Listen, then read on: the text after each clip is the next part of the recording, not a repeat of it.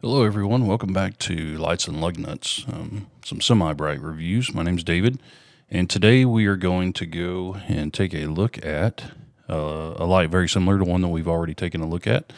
We're going to take a look at the Sonora Light Company 1156 watermelon base and the lens that I have that came with my particular one. So without further ado, we're going to take a look at his webpage real quick. And this is Sonora Light Company. If you're interested, you can go to sonoralightco.com and you can find this product there. Specifically, when you navigate through their page, and we can just do it here on the screen, you'll see that they have quite a few products here. If you scroll down and go to their flush mount watermelon lights, $50 US currently is the going price for this. We have 1156 and 1157, so if you need a single function or a dual function, if you want to run dual color lights, make sure you grab that 1157 with a clear lens so that you can run dual colors. Today, we've already gone over the 1157. We're going to go over the 1156, and the one that I have is in red today. So let's take a look at it, and we're going to switch over to this view here. And here's the light. And unlike the one that I've already reviewed, I did make sure that I've already loosened these stainless steel bezel screws up just a little bit. But here you can see the light. The one that I have here comes with a red lens. It's your typical watermelon light. However, the glass is extremely nice on it. And you can see the mounting depth. There is no protrusion other than the mounting screws that come through the bottom of it.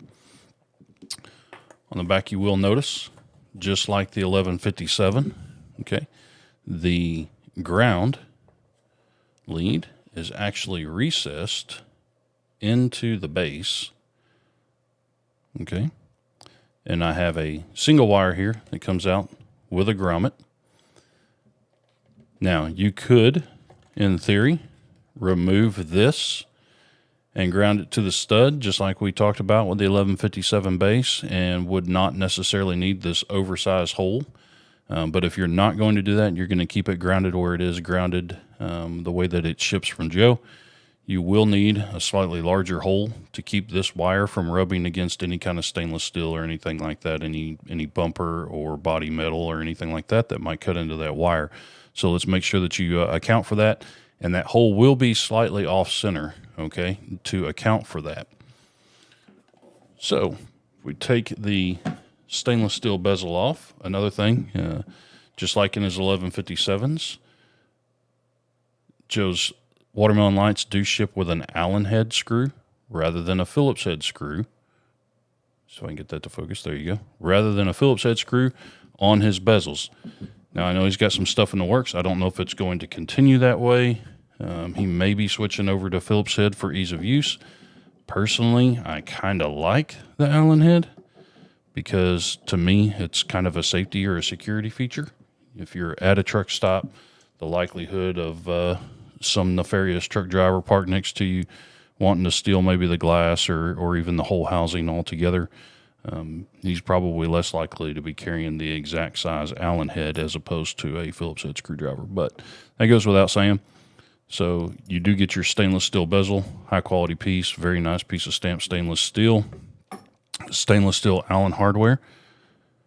The ring is a rubber O-ring, and it goes between the stainless steel bezel and the glass watermelon lens. As mentioned before, it is the same one that the 1157 kit uses, very similar to what Grand General puts in their standard kit, if not identical to it. The glass lens is a custom-made piece that Joe has custom-made for him.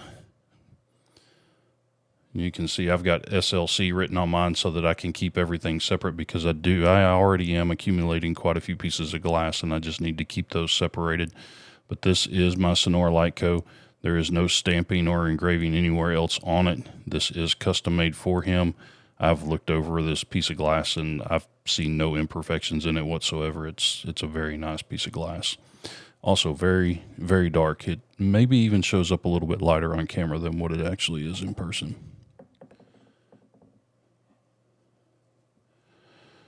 Okay, so the grommet between the glass and the base is a fairly thick it's like a rubberized foam. It's a very heavy duty foam. It's not like your typical foam that feels real flimsy and like it's going to tear. I feel like I can tug on this one quite a bit, and there's no risk of it falling apart whatsoever. I think this piece of foam is going to last a good while inside this light, especially given the fact that the bottom lip of the glass is so smooth, and it's very well made.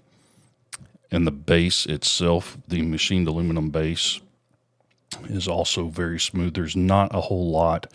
With the Grand Generals, you would notice that the screws that mount the Grand General to whatever substrate that you're mounting it to, the screws are not inset because it's a stainless stamped base. They cannot be. There's no way for Grand General to do it, to make it recessed where those screws are not proud of the base itself. So when you put your foam gasket on, those screws are actually pressing up into that gasket at all times. That's not the case here with the Sonora Light Co. Bases, the 1157 or the 1156, because the bases are actually recessed where the mounting hardware, which is included, all stainless steel hardware, where the hardware actually sits down into the base. So there's nothing that sits above the actual mounting surface. With this one, we're going to take a look again, and I think you can see it. I don't have an LED bulb to demonstrate this perfectly, but you can tell the direction of the filament. You'll notice it goes from the top to the bottom of your screen, maybe slightly off center, maybe 2 or 3 degrees, which is very insignificant, but it is there. You'll notice that basically the filament of the bulb is clocked, and I'll make sure I got that in there. Yeah, it's seated all the way in that base. But what that does, as mentioned previously, the recess in the glass can be lined up with that filament in that order, or the glass can be turned 90 degrees to where the recess where the screw holes is 90 degrees with the direction of the filament in this particular case. Now what that does is that allows you to pick the actual light pattern that you're going to get, because those two things are what's going to affect the pattern that this light puts out. So you can either combine the two, which I think is what I prefer to do. I can't remember exactly. Or you can turn it 90 degrees and it will drastically affect. Like I said, I don't have an LED bulb, so I'm going to leave that clear one in there for right now. Just like, I take that back. Not just like, because the 1156 is a single filament, there is no groove in the, let me see if I can, there is no groove that is cut into the inside of the bulb base, because unlike the 1157, this contact pad that's down in the bottom, it does not matter which orientation that is facing, because the 1156 bulb only has the center contact. So you don't have to worry about that like you do with the 1157 base, but you do need to make sure, like with the 1157 base, that this rubber grommet is all the way down in the base before you try to put a bulb in, because if it's not all the way down in there, you will not get that bulb in there.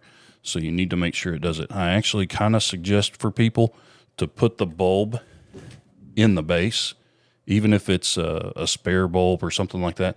Put the bulb in the base before you mount this on whatever it is that you're mounting, if possible. And that will alleviate you having to worry about getting your hand back here and making sure that this is here. The other thing that I've thought about doing myself is taking a small dab of silicone adhesive and just putting it around there, and it'll hold that grommet in place, and it will also increase protection against water intrusion, which is something that I think would be very important on this. Less so for my needs, but for y'all, it would be something that you might want to look at. So, with that being said, again, it's a 100% billet aluminum piece. Make sure you do use the stainless hardware that Sonora Light Company provides for you.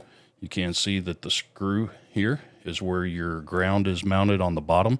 If you decide to move that and ground your lights to one of the studs so that you can keep a smaller hole, just remember that you probably will want to use a little bit of silicone adhesive or something like that to keep that sealed up to prevent water as well.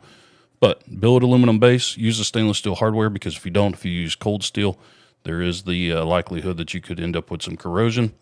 So you definitely want to avoid that. But in my opinion, this is an extremely high quality piece, well worth the money. And I don't think that you would be disappointed with it at all if this is the route that you went. So with that being said, I hope you enjoyed the video. If you have any questions, if there's something else that you want to see, we will be lighting these up a little bit later on. It might take me a day or two to get all of that figured out, but I do have the base, the test rig already assembled. If you haven't seen that video, please go back and take a look at it. But yeah, hope you enjoyed the video. If you got any questions, reach out. If you enjoyed it, like, subscribe, share with your friends, whatever you do. But we hope you have a blessed day. Thank you for watching.